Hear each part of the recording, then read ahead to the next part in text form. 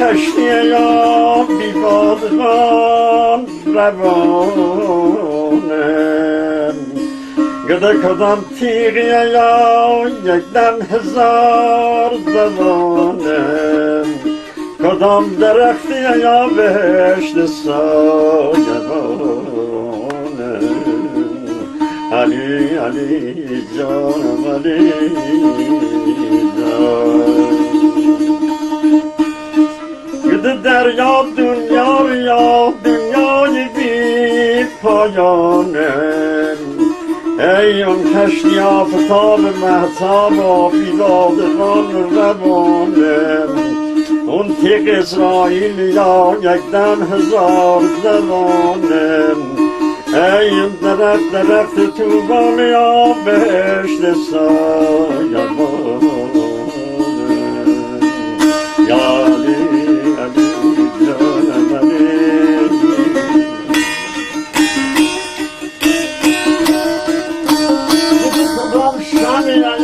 شب تا صبح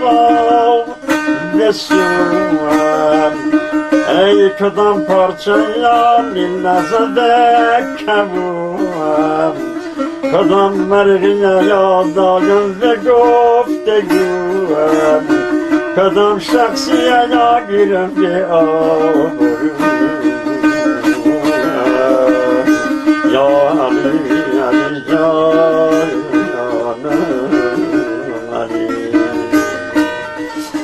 گدان شب ستاره یا شب تا صبح بسوم اون پارچه آسمان یا نیم نزده کموم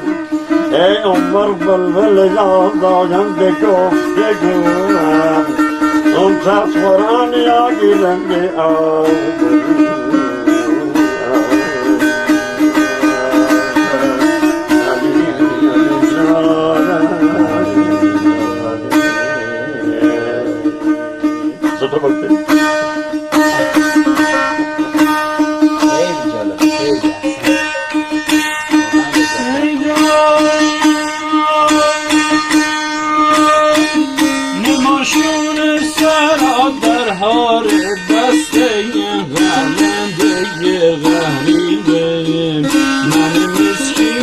پشت در نشستیم قلنگ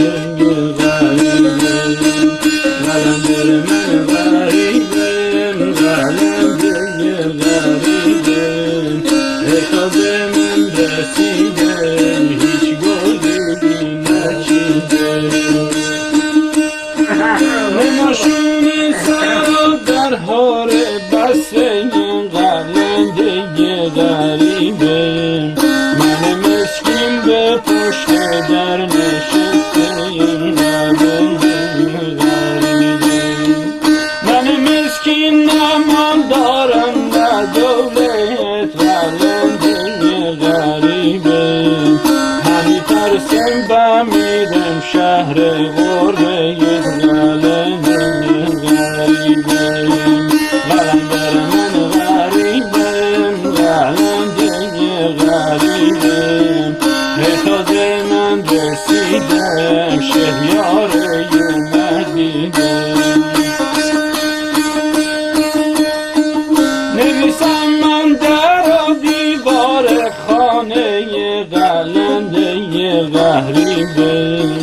نویسم من در و دیوار خانه گلنده غریبم، نویسم از من مسکین نشانه گلنده غریبم. اگه پرسند و مسکین چه ها شد گلنده غریبم، بگو رفته ز بیداد زمانه گلنده غریبم.